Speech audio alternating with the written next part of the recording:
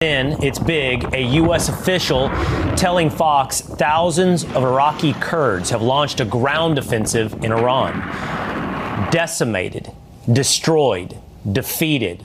All words the Pentagon used to describe Iran's various military forces. And now, with complete control of the skies, we will be using 500-pound, 1,000-pound, and 2,000-pound GPS and laser-guided precision gravity bombs, of which we have a nearly unlimited stockpile. We used more exquisite standoff munitions at the start, but no longer need to. Our stockpiles of those, as well as Patriots, remains extremely strong. Okay, so we have more combat-related updates for you today from Pentagon officials, because it is now day 5 of this conflict, and we are basically watching Iran already in less than a week lose its entire major military capacity to wage war. This is not to say that it's completely over or they can't do any more damage, but as we speak, it appears that Iran is quite literally running out of missiles. Like, they don't have as much more to shoot off anymore. You wonder why, by the way. The missile strikes across the Middle East seem like they're decreasing. They're getting less and less intense. Well, that's not an accident. It's because despite all of the talk about how they have this secret arsenal, don't worry, the worst is yet to come. No, as a matter of fact, Iran is literally running dry as we speak. And it doesn't stop there. As it pertains to the naval war, it is basically the case that the entire major Iranian navy has been sunk to the bottom of the ocean. It's even being reported today that some of the important warships that tried to flee the combat zone, right, get out of the Persian Gulf thinking they would be safe and just hang out in international waters, likewise were sunk today by U.S. submarines using a torpedo, by the way, for the first time since World War II. We haven't seen that form of warfare in a long time. But if you are a nerd about military history like myself, then that has you certainly geeking out quite a bit. So I think big picture here, it's safe to say that the most explosive phase of this conflict is over, right? We're not going to be watching these major, gigantic missile strikes anymore, at least coming from Iran at this point. Now is more so the time to wait and see what happens with the Iranian government. Does their third iteration at an attempt to rebuild a government end up trying to negotiate, cut a deal with the United States? Does civil war break out in the country? We may be seeing potential signs of that over in Western Iran. And as it pertains to the U.S. military, well, probably you got to still take out some stragglers, maybe some limited operations. But again, when you're watching a nation that in a very short time span, as I said, this is not 2003 or even 1991 anymore. This stuff gets a lot faster because the technology gap between our countries is so wide and getting wider that you really can take out really what is arguably a major world power within the span here of a couple of days. And now we just have to wait and see what happens with the country itself going forward. We'll explain all of that. First, though, guys, do us a favor. If you enjoy our content, make sure you hit that like button down below. Subscribe to the channel if you are new. We greatly appreciate the support. Also ensures that you can stay up to date with all of the latest news and coverage. And that said, so you're probably, if you're active on social media, you feel like you've been seeing less and less Iran ballistic missiles and drone attacks happening these past couple of days in the Middle East. They're still existing, right? They're still being reported, but you're noticing, hey, maybe I feel like I've been seeing that at less frequency. That is not an accident. According today to General Dan Raisin Kane, since day one, Iran's ballistic missile fire is down 86%. Drone launches are down 73%. Why is that? Again, they quite literally have run out. Take a listen. Iran's theater ballistic missile shots fired are down 86% from the first day of fighting, with a 23% decrease just in the last 24 hours. And their one-way attack drone shots are down 73% from the opening days. And folks, if it's any indication today, the Israeli Home Front Command, and so this is basically the risk level for domestic citizens in terms of missile strikes potentially flying into Israel, they will be lowering their risk from severe to moderate starting at 12 p.m. tomorrow, which does seem to be a pretty strong indication they believe the worst of it is over. And Iran, while maybe still having something, does not have a whole lot left to throw at us, which is pretty interesting, right? right? You're talking about a country that has threatened the West for years, claiming they have this gigantic armada of ballistic missiles that they can terrorize the Middle East with. And sure, they did do some damage. I'm not here to downplay that. Some U.S. soldiers were hit, U.S. targets. But in terms of the big, gigantic military catastrophe that maybe some of the more fearful war planners here were concerned about, that is obviously not the case, right? As Banchi here points out, Iran's supposed vaunted missile armada did not even make it 5 days into this war. And considering the amount that they just straight up wasted in attacking civilian targets across the Middle East, dragging a bunch of Gulf countries against the Iranian regime and on the side of the United States, certainly did not do themselves any favors there. And so, yes, militarily, it's safe to say we continue to dominate them. The same is true on the front of naval warfare. A couple of days ago, we told you about how all 11 Iranian Navy ships that were parked in the Gulf of Oman, ostensibly trying to close the Strait of Hormuz and shut down oil shipping, likewise were blown up by U.S. forces. But today, Secretary Hegseth further announced that the Soleimani, this is top Iranian warship, by my understanding, that tried to flee the Persian Gulf and hang out in the Indian Ocean, likewise was sunk by a U.S. torpedo. Take a listen for yourself. He rests at the bottom of the Persian Gulf. Combat ineffective, decimated, destroyed, defeated, pick your adjective. In fact, last night, we sunk their prize ship, the Soleimani. Looks like POTUS got him twice. Their Navy, not a factor. Pick your adjective, it is no more. In fact, yesterday, in the Indian Ocean, and we'll play it on the screen there, an American submarine sunk an Iranian warship that thought it was safe in international waters. Instead, it was sunk by a torpedo. So yeah, it is obviously safe to say that Iran's conventional military capacity has been utterly decimated, but furthermore, the reason why the naval warfare here is so important is because the potential threat that Iran could pose, and we've gone over that many times, by the way, to key shipping routes to global trade has been significantly reduced. This is not to say it's not zero. I'm not exactly saying that the Persian Gulf, Strait of Hormuz, the Gulf of Oman by any means are totally safe, risk-free areas right now in the world. But yes, the elimination of the Iranian Navy makes that picture a lot better. Trump furthermore has announced to address the issue of, hey, oil tankers don't want to go through the Middle East right now because they're obviously too scared for very clear reasons, that the United States Development Finance Corporation will now be providing political risk insurance and even potentially military guarantees to basically secure, right, our own key shipping route. So this is what Trump had to say about it,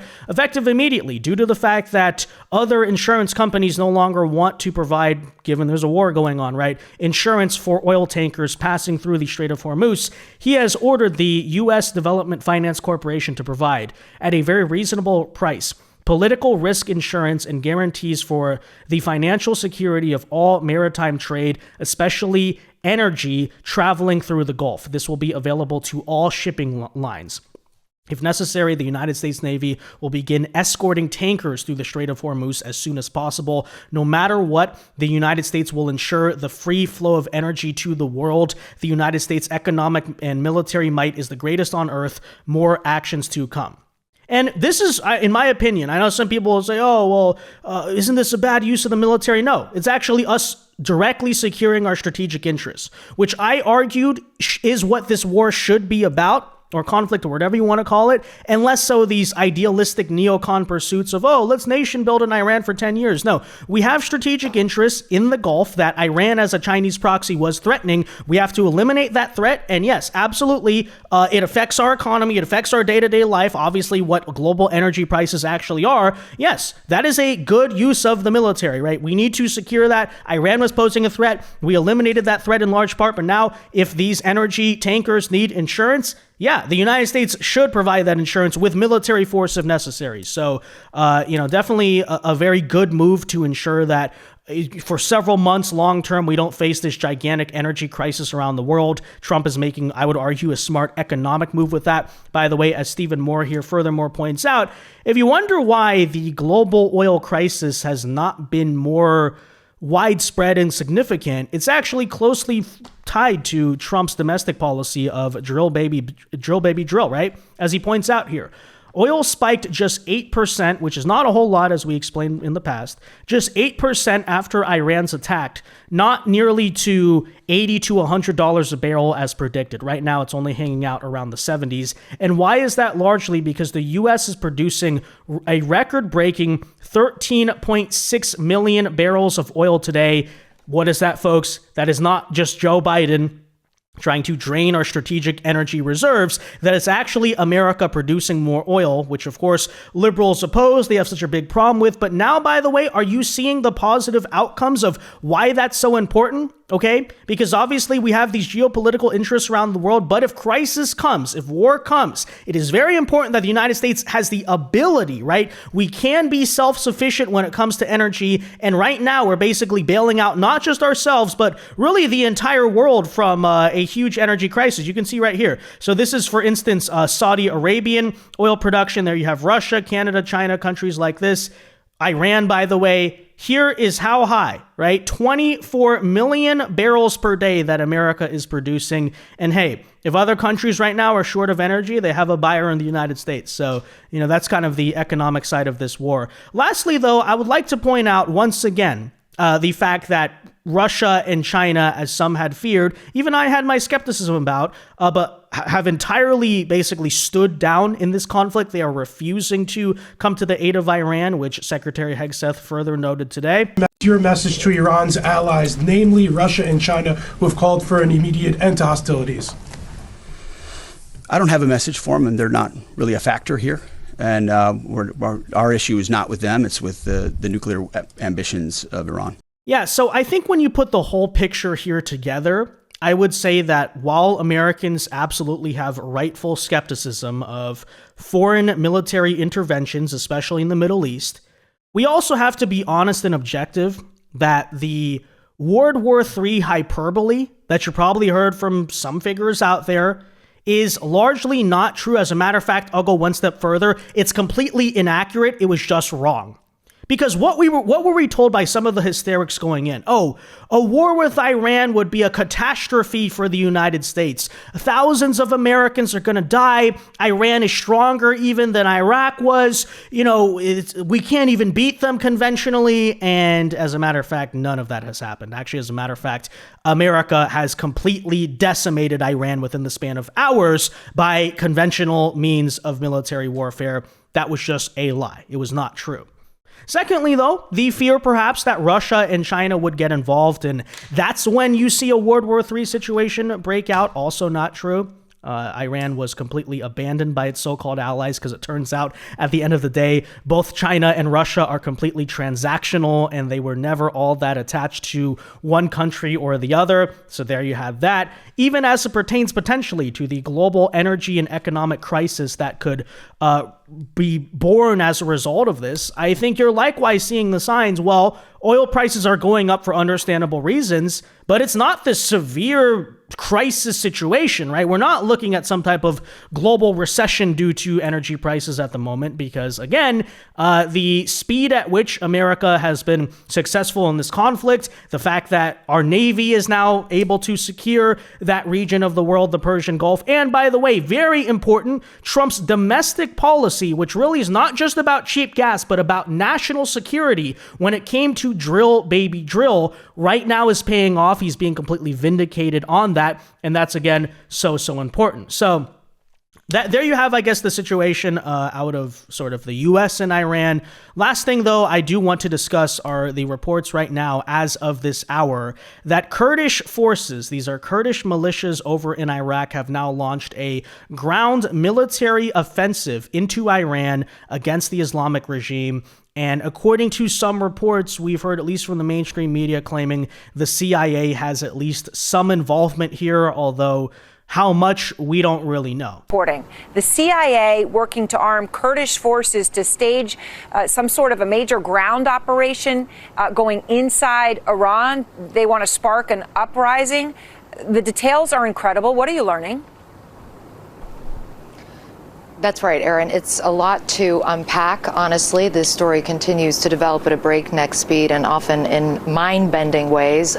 We spent some time this evening with a senior Iranian Kurdish politician here in Iraqi Kurdistan who basically told us that the expectation among Kurdish Iranian opposition forces is that they will be going into Western Iran as part of some kind of a ground operation over the course or at some point during the next few days, that they will have support from the U.S. and from Israel, though he would not be drawn as to what exactly that support will look like.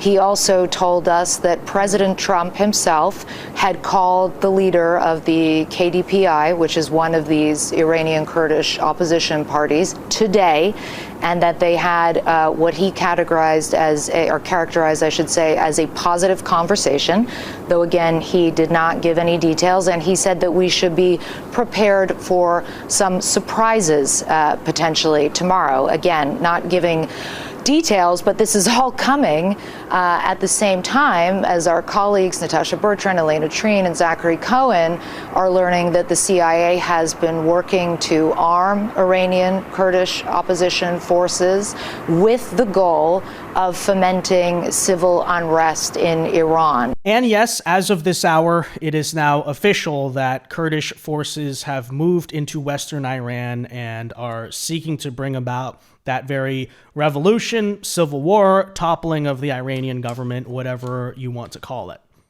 Now, I will be honest, this is the aspect of the conflict that I'm not sure how I feel about. Just to be completely real with you, right? I think on one hand, objectively, it definitely does make the situation a lot tougher for Iran. And so if that's what we want, yeah, obviously their military is going to be what's left of their military, I should say, is going to be heavily distracted if they have to contend with this sort of revolution happening on the ground as well. It helps us avoid boots on the ground if our goal here is a full toppling of the Iranian regime. So that part is certainly true. I would argue as well, it serves as a useful diversion tactic, so that way Iran is too bogged down fighting their internal problems than to really mount any meaningful response to the United States as well. I mean, that part is all true, but at the same time, I think we also have to be skeptical of how well arming proxy groups, right, proxy militias historically has gone in the Middle East, right? You can ask Barack Obama, for example, how that went in Syria, Iraq, and a bunch of the countries in the region, right? Historically, while the U.S. conventionally is when our military is directly involved and we just want to go do something, we can do that part. But this has been a historic problem, right? Like, we armed Osama bin Laden, we armed the Mujahideen, we arguably armed ISIS in Syria. And, you could, I guess, make the case that, well, in the end, the Obama project in Syria ended up working because we did get regime change against Assad. It only took us 14 years, and who knows if we really can trust a new government they're cooperating for now. But, this is all to say, I think we have to be careful about this because arming our own preferred insurgents can certainly get very messy. And I would furthermore say that the historic problem with these Middle Eastern conflicts has not been being able to topple Middle Eastern autocracies. That part's relatively easy. It's the civil war and it's the insurgency that follows. And so, Trump has likewise floated the idea of really the Maduro option in Iran going forward as well, which I would point out, I think he was very smart to take the practical option in Venezuela, which is to say, well, if we totally take out this whole regime and leave no leadership left, then we have anarchy. We have civil war, we have chaos, we have instability. We don't want that. Let's kind of find our puppet within the existing government and get them to do our will. And that part worked in Venezuela. And right now, they've stopped selling oil to China, for example. They're now giving that oil to America. They've closed their political prison camps. Sure, do we want the socialist government necessarily to stay there forever? No, but that's an off-ramp that is safer and more stable. So I would say right now, if I were Trump, I would be looking for that option in Iran, okay? And I know some of the hardcore fanatics who really hate the Iranian regime might not like that. I'm not saying that I'm supporting the Iranian regime. I'm saying that that probably is the safest option for the sake of stability and a slow transition. But the issue is, right, if you fully commit to the idea that we're going to be arming this insurgency and now we're going to take the civil war sort of CIA option there, then who knows how effective it is, right? Who knows, first of all, if the Kurdish militias can fully be trusted. I still have my doubts about that. I was doubtful back when Obama was getting active in Syria. I'm still doubtful to this day, whether these guys are really, on our side or not. But then secondly, right, I mean, how long are they going to take? Is Iran going to be bogged down in civil war for the next 10 years? Do we have a coherent plan to avoid that? I don't know. That's why I'm just saying for this part of the conflict, as it pertains to, say, the Kurdish forces, I'm reserving judgment, but I have my skepticism there, right? So again, American military destroying them. This whole regime change project, if that's our goal or what's going on here, I have my doubts. Now, if America says long-term, okay, once Iran militarily is neutralized, we don't care what happens to the country. That's for them to decide. We're just going to secure our shipping lanes and make sure that China and Russia don't have this proxy sitting right at the Strait of Hormuz in the Persian Gulf. And whatever happens next, then I guess in that case, you could make the argument that that's fine, right? That's fine with us. I don't know. But we just have to keep an eye on that. Feel free to let me know your thoughts, guys, as well in the comment section down below. But again, there you have it. Key updates as of today. Their Navy wiped out, their ballistic missiles running dry, now facing insurgency and revolution within their own country coming from the Kurds. Who knows if the Kurds start, by the way, arming other Iranian people, and that's sort of the way to start a revolution in this country. We will see what happens. But that said, guys, let me know your thoughts about this in the comment section down below. Be sure to leave a like on this video, subscribe to the channel if you are new, and until next time, God bless and peace.